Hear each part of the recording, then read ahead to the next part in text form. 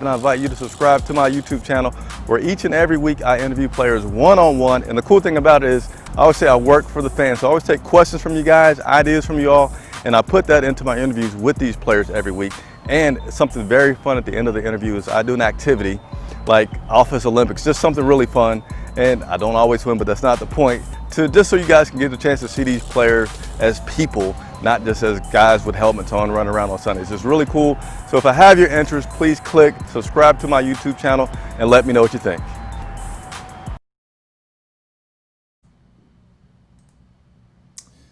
Good morning. Chris Jenkins with Charlotte VOWS, credentialed member of the media. Today is Sunday, October 25th, and the Carolina Panthers are in New Orleans to take on the Saints.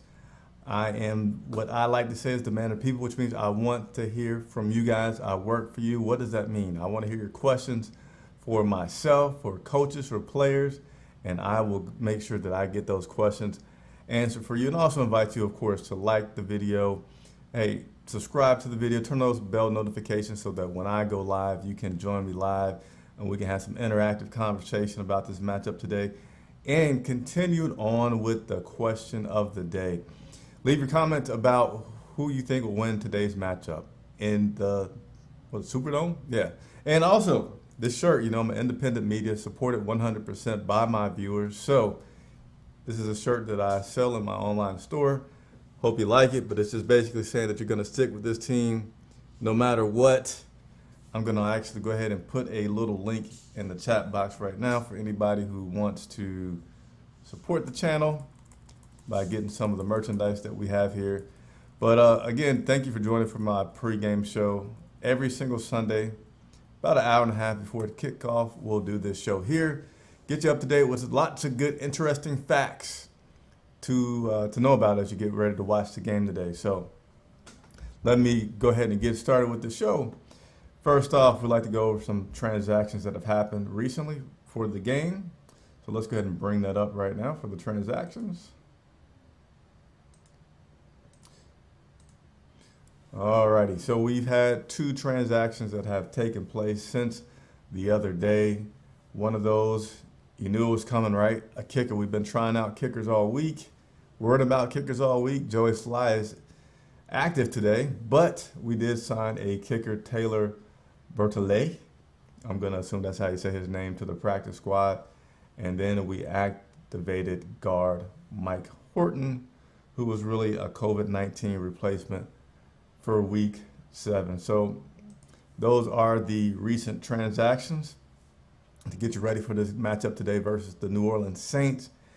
And let's talk a little bit more about this matchup. So we have the Carolina Panthers, who are 3-3 after a close loss to the Chicago Bears, 23-16. So we're at 500, which, I personally applaud and think that's pretty good for this team right now, considering all the new staff and coaches. The New Orleans Saints are 3-2, coming off a bye week. And overall, this series is tied 25-25. These teams have played 50 times, and they've basically split it right down the middle.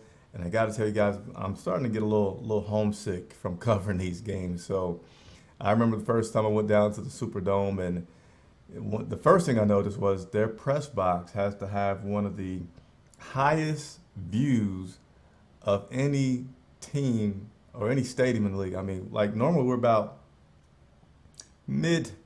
lower mid to mid in a football stadium watching the game. Sometimes we're at the upper level, but even when we're up at the upper level, we're at the bottom of that upper level, if that makes any sense.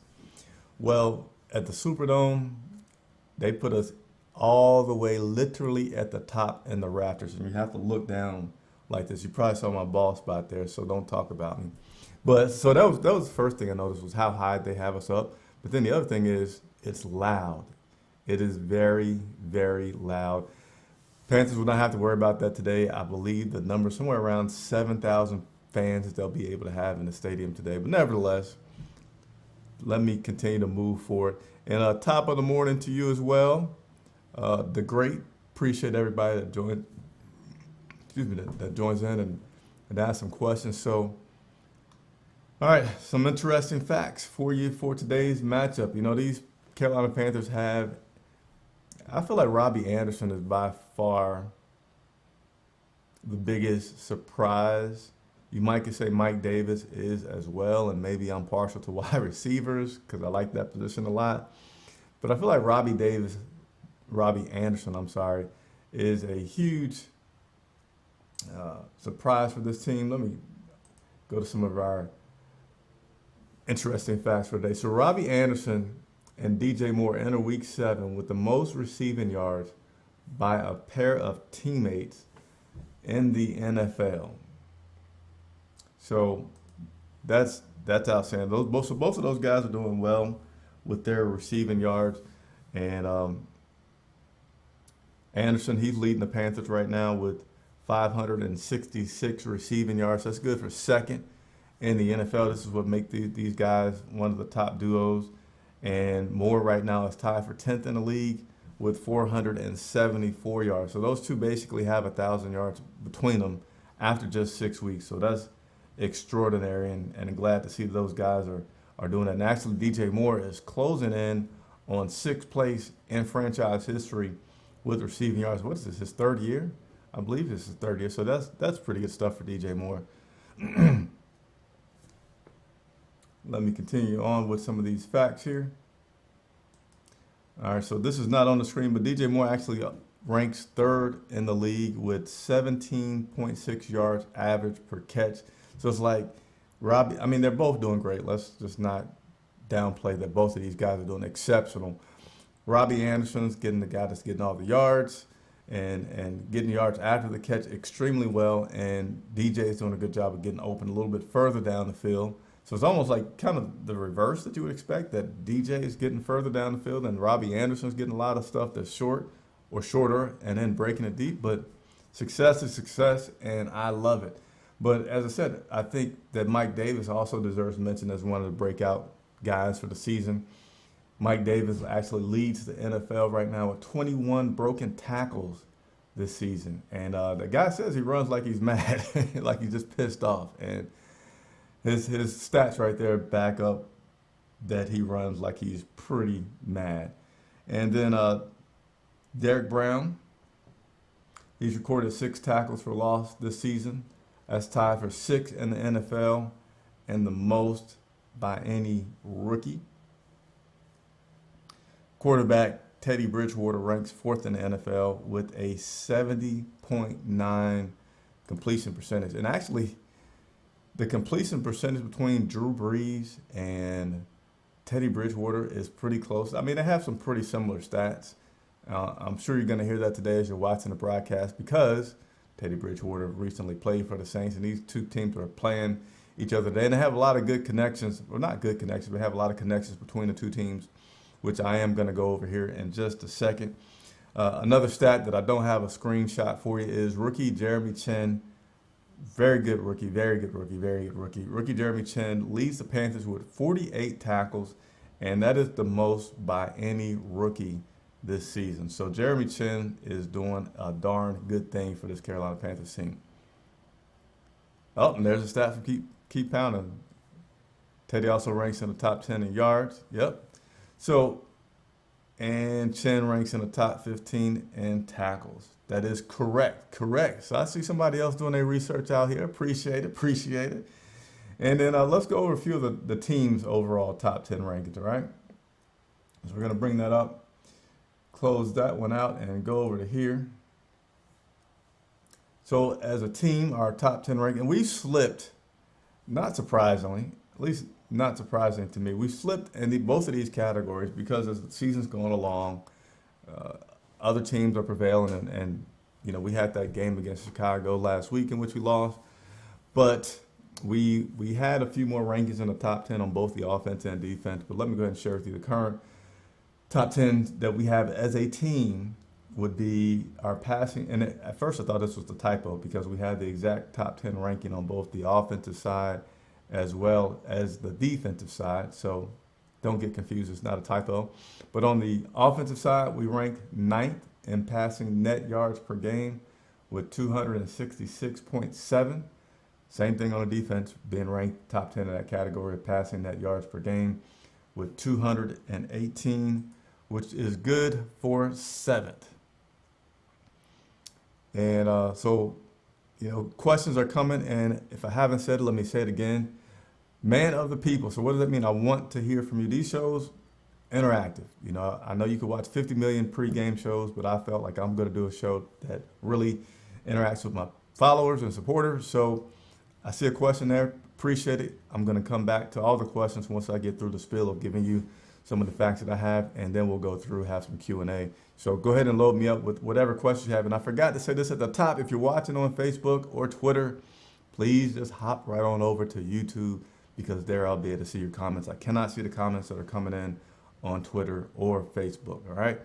So let me continue to go. And some of you guys are jumping ahead with the information, but go ahead and do it. I love seeing you all have conversations as well. But I got the inactive list for today's game that's coming up here in just a second. So let's go over some notable connections today. I don't think this is a screenshot. This is wrong. I'll just take it back down. That's not the stat that I wanted to share with you guys. Where's the stat that I wanted to share with you guys? Give me just a second here.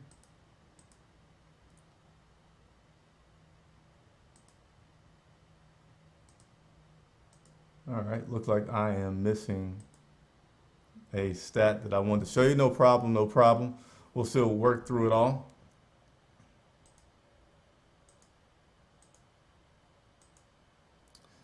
All right. So notable connections that we have. So offensive coordinator Joe Brady was an offensive assistant with New Orleans from 2017 to 2018.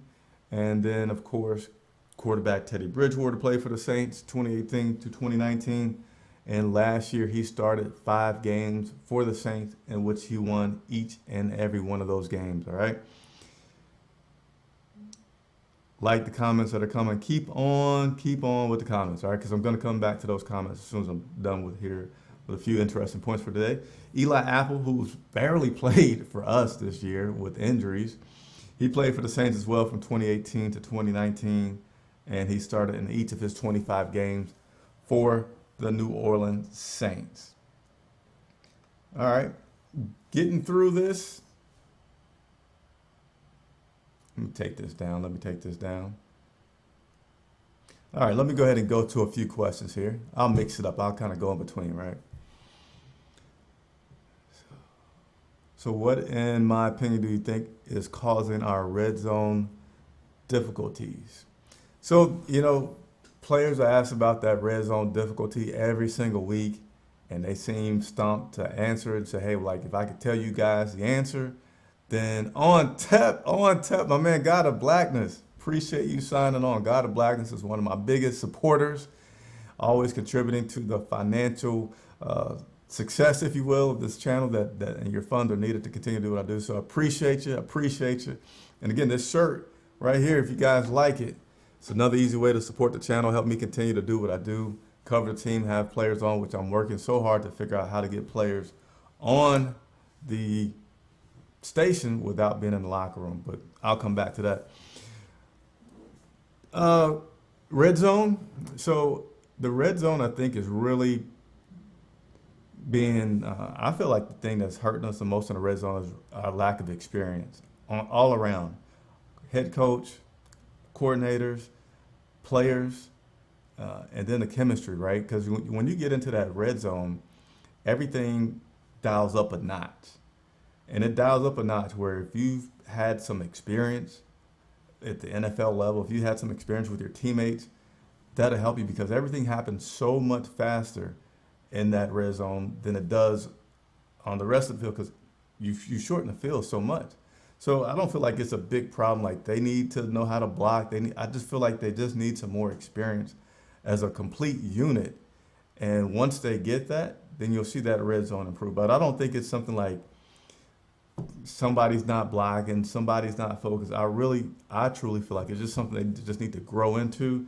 And I feel like they can certainly grow into it, because this team is playing pretty darn good. I don't, so as much as I want them to win and be successful, I didn't think they'd be 3-3 at this point and not being blown out in any games. And I feel like today's going to be a competitive game. So just be patient with that red zone. I know it's something that everybody talks about, and I think it's going to come around.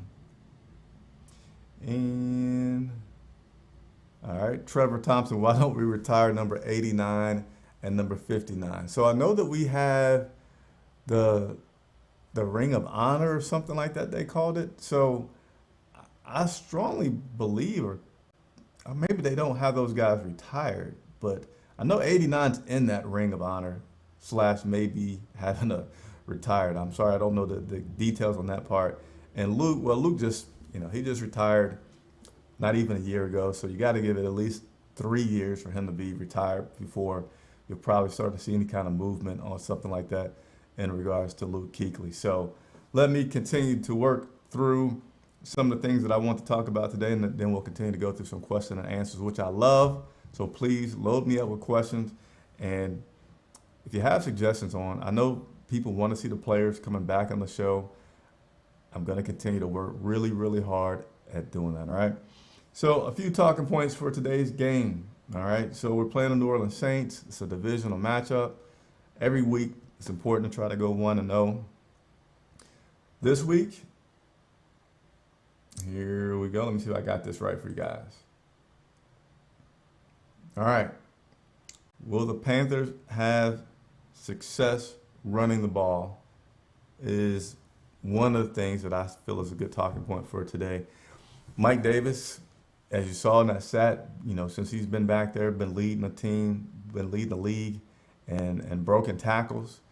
And, we played a really good defense for the first time last week, and the Chicago Bears had some troubles. Wasn't able to keep Teddy Bridgewater clean, and they were creating turnovers. We were having turnovers that they were creating. So today we play another team that's a top 10 defense against the rush. And it's going to be a big challenge to see who's going to win that battle, the offensive side or the defensive side, when both are pretty good at what they're doing in one particular area. And so that's something that we're going to have to see and watch out for today. And the key is, can we have our rush be successful against the New Orleans Saints? Another thing that we have, just on the opposite end, is we need to contain Alvin Kamara. All right, so the Saints are without 2 of their top wide receivers, and for most teams, that would be like terrible, really big trouble. But for the New Orleans Saints, that is not the case, because Alvin Kamara is actually their leading receiver, and he's a running back.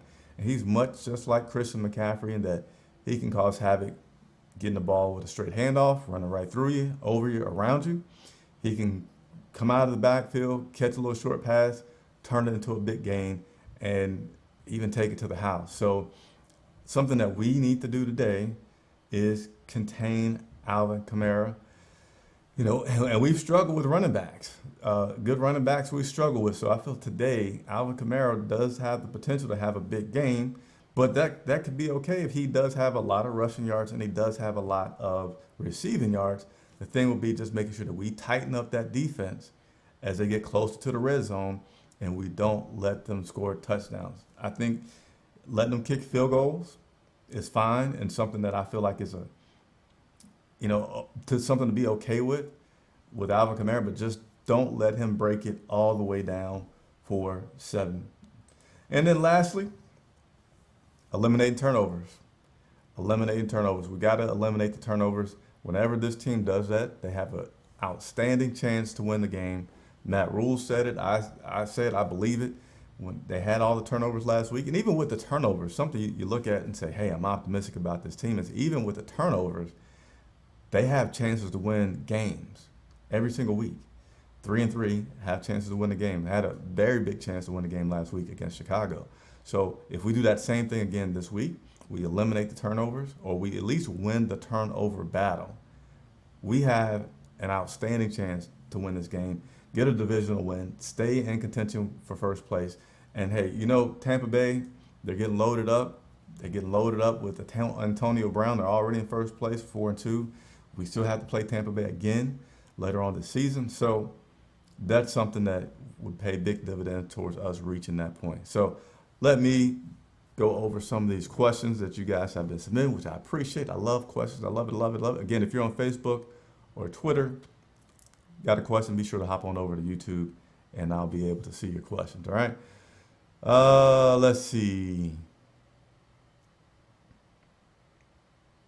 Mike Davis is playing. Okay, blah, blah, blah. Blah, blah, blah. We know about the Saints. Which players that played on the Saints. A lot. The red zone is very hard. Just going through some of these comments. Again, I don't mind and love questions from you guys. I like to be one of the most accessible. My goal is to be very accessible to my supporters. So any questions, again, that you have for coaches, players, let me know. I work for you guys.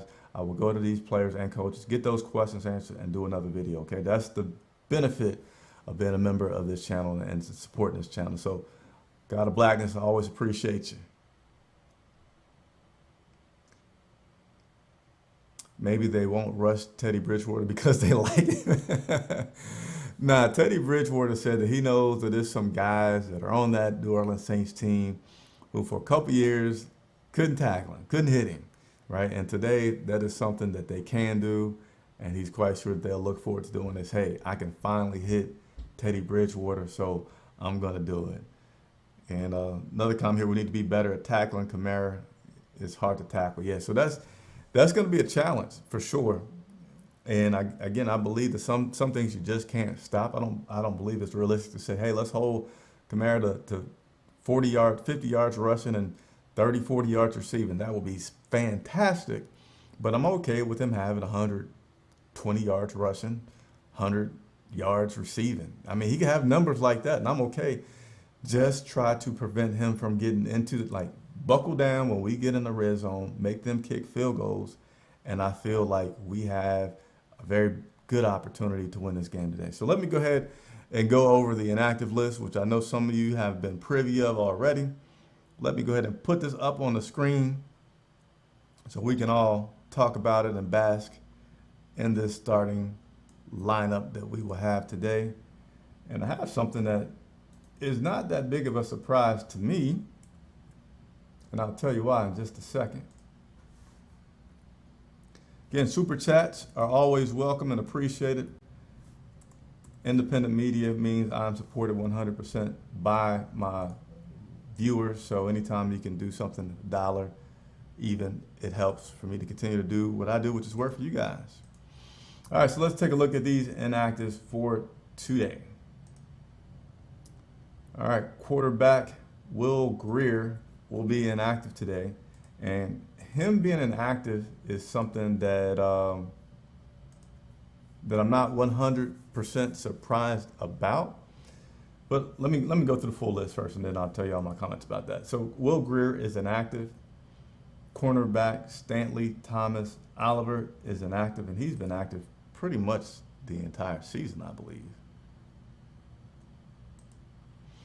We also have right guard John Miller inactive, offensive lineman Mike Horton inactive, and wide receiver Markeen Mitchell inactive. So a few things about this inactive list from today.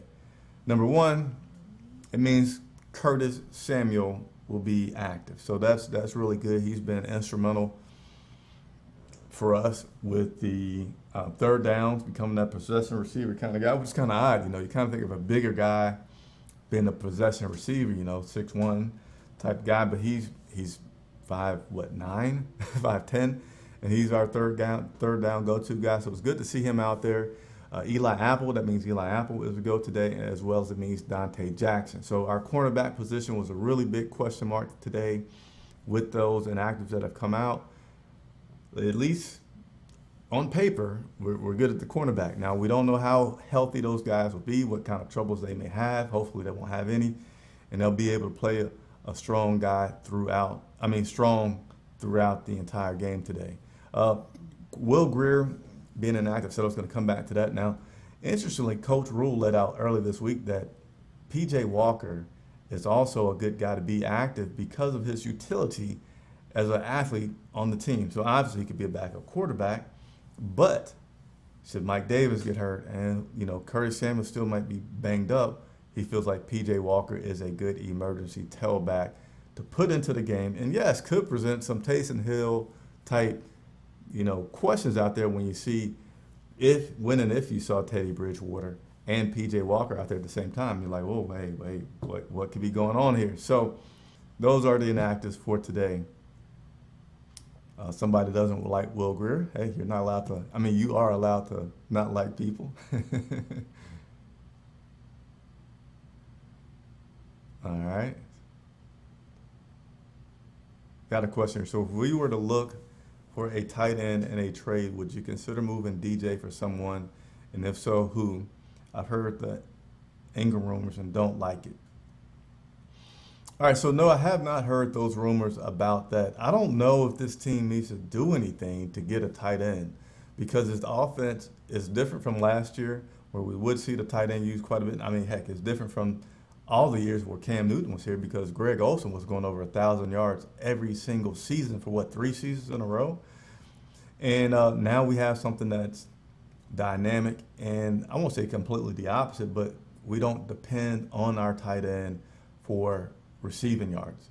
And, Chris Manhertz is doing his thing mostly as a blocking tight end. That's what they love about him the most, even though I hadn't looked at the stats, but if he's not leading the tight ends in yards, he's probably neck and neck with Ian Thomas.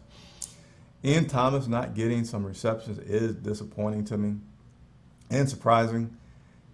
At first, Coach Rule talked about Ian just needing to continue to get reps and continue to work on some things and refine some of his skill set to be able to capitalize. And maybe that's what they're still working on, but I don't feel anywhere near that we need to do anything with our tight end position that would say trade for something to give us a big boost because why would you? If you have a duo that ranks number 1 in the league in receiving yards and you're moving and you're scoring the ball, you don't have a problem getting the ball down the field and passing. That's not a problem at all. So I don't feel like we need to do anything like that or consider something like that. What's up, Chris Johnson? Appreciate you tuning in.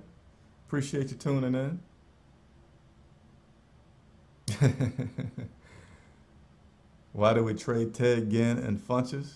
Well, Ted Ginn is definitely a deep ball threat and definitely good special teamers, but he's those aspects with Ted not having the most surest hands does make him something that's expendable in the NFL, right? Just being honest with you. In terms of Funches, the trade for Funches, again, I believe he was just another guy that was good, but wasn't great. He was solid, but he wasn't great. And they just felt like when you're not great, then you're expendable. Heck, when you are great, you're expendable, depending on what your contract is. So I look at it at those reasons that those two guys were traded away from the team. All right, so that'll conclude today's show. As always, appreciate the support. I put in, again, if you like the shirt, I need your support to operate this channel, do everything that I do. So please check out the link to check out the shirts. And you guys are just naming people. Kevin McFarland, what are you doing? You're just naming everybody that's left the team. But hopefully that means you are a true Panthers fan and you like cheering on this team and they need your support. So keep pounding. Yeah, I appreciate everybody for tuning in. Again, man of the people. I am the only news outlet that is guaranteed to be working for you guys. Want your questions, want to hear from you, want to know what you want to know, and I will go and work and get those answers, those questions answered for you. And hey, it's game time. So hey, after the game, I think about an hour and a half after the game, do another live show. I'll have a chance to have a talk with the head coach after the game, as well as select players after the game. So I'll come back, do a post-game recap, have some tidbits from those interviews with players and coaches after the game. So I hope that you'll, if you haven't done so already, told you something that you didn't know before, hit that like button, but subscribe to the channel and hit the notification so that you can be sure to log in when I'm live and ask any questions. I'm Chris Jenkins from Charlotte VOWS. See you after the